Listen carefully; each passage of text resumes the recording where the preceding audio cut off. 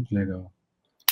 E tem umas iniciativas também muito interessantes. Você já ouviu falar na Universe 42, que é uma universidade gamificada, que é como se fosse uma plataforma de videogame, mas aí quanto mais a pessoa vai interagindo com a plataforma e vai aprendendo as aulas, vai assistindo as aulas e vai aprendendo, é uma estrutura toda gamificada. Eu ainda não entendi a ponto de explicar o que é, mas eu achei o conceito muito interessante. Que legal, não conheço. Vou te passar depois um podcast do Stocco, que é um amigo meu que é totalmente ligado assim, à tendência de futuro e tal, e aí ele fala muito da Universe 42, e ele é meu convidado de terça-feira, também fico convidado. Legal, vou ver então.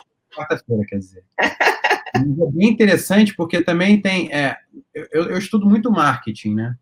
E existe muito esse conceito de gamificação da experiência de consumo, né? Que você vai dando feedbacks positivos a cada etapa da experiência de consumo que a pessoa vai entrando, a pessoa entra na sua comunidade do seu produto, aí você vai premiando cada interação dela. Quanto mais ela consome, mais ela sobe na hierarquia. Aí você estimula o conceito de peer-to-peer, que aí dois consumidores são forçados a interagirem fora da sua plataforma, então acaba aumentando boca a boca, né? Uma forma de gamificar o boca a boca.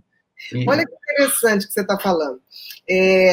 Eu, quando escrevi Mentes Consumistas, eu me deparei com a seguinte situação.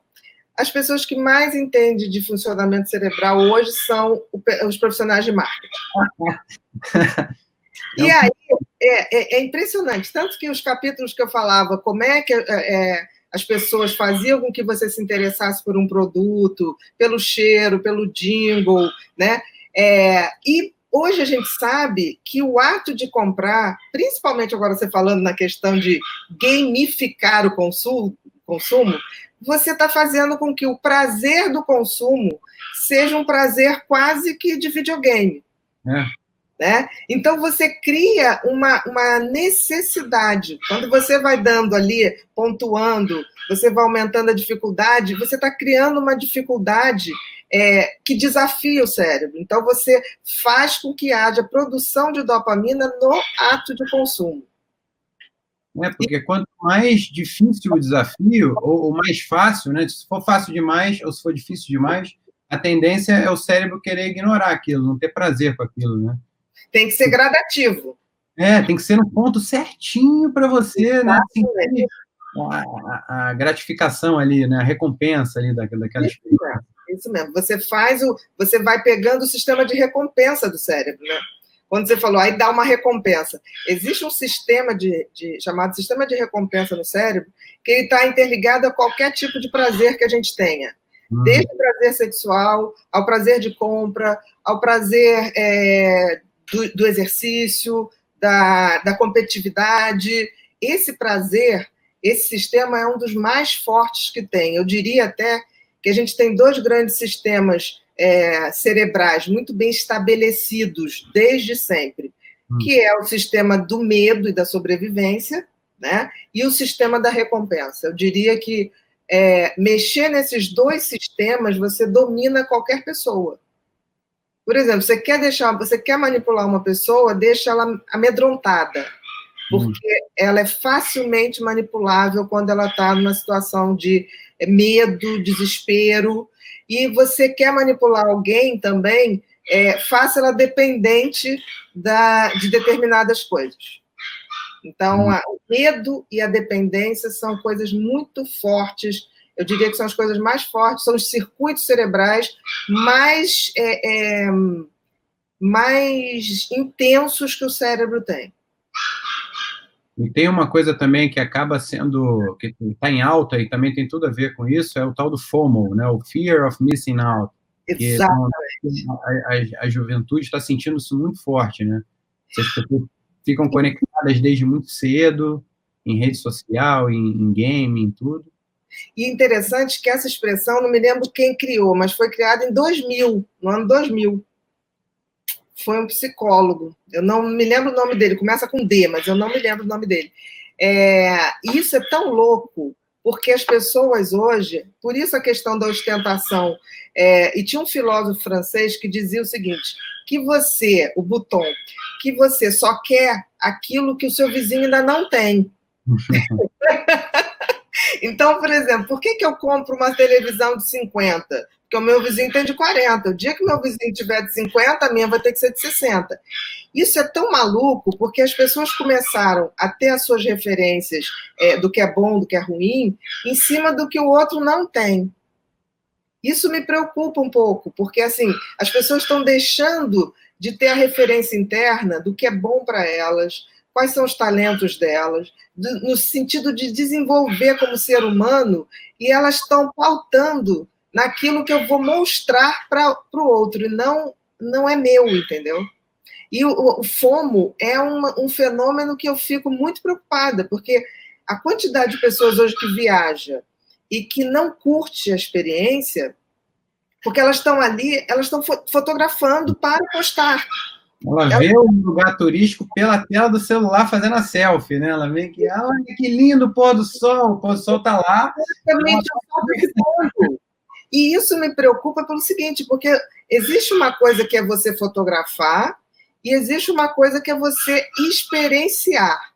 Nós, humanos, a gente precisa experienciar as coisas. A gente precisa viver aquilo, né? Você fotografar a coisa e mostrar, não, isso não é vivência para o cérebro. Por isso que cada vez mais as pessoas se sentem mais inseguras e cada vez fotografam mais coisas, mas isso não gera vivência. Então, eu vejo até essa questão de estar tudo tão massificado, o ser humano hoje está meio animal de manada, né? Porque, assim, se alguém compra uma coisa e aquilo tá in, digamos assim, todo mundo sai comprando aquilo. E nem pensa, reproduz aquele comportamento.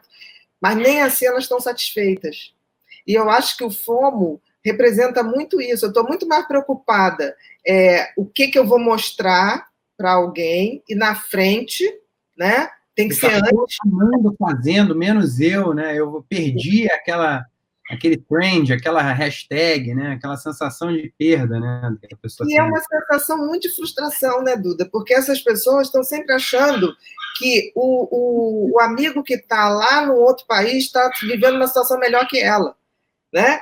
E isso é muito ruim, porque as pessoas não estão construindo as suas histórias, elas estão tentando ter um padrão e reproduzir aquele padrão. Mas isso não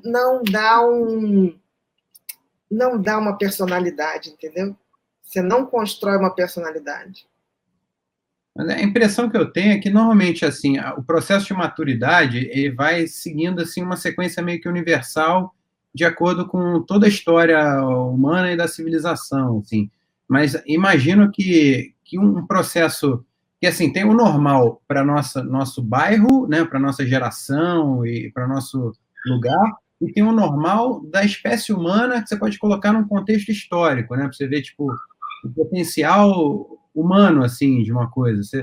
Sei lá, eu imagino que um grande filósofo, um grande médico, ele pode falar, isso aqui é normal, mas é normal entre os grandes médicos da humanidade, não é normal entre os médicos que convivem com ele. Tem um pouco essa perspectiva, assim, mais abrangente também. Isso é um processo de maturidade. Aí a pergunta seria, essas pessoas que ficam mais presas nesse contexto menor, assim, seria uma espécie de infantilização do comportamento? Olha, eu acho que esse processo de você não ter a sua vivência e não saber para onde você está indo, eu acho que isso que você está falando resume a coisa de dar sentido à vida. Por exemplo, nós somos seres humanos, né? Se você for ver, tudo tem uma função. Qual é a função, por exemplo, do Sol? O Sol tem a função de fornecer calor para a produção de vida, né? Qual é a função de uma árvore?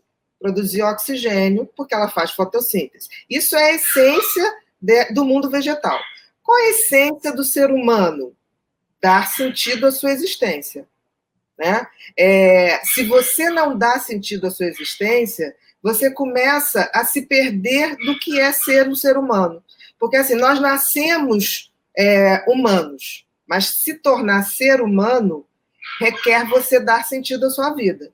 E eu sinto que as pessoas até hoje não entendem que dar sentido à vida é partir daquela coisa que que lhe foi dada. Eu gosto muito dessa coisa do gift, que para o americano é o talento, né?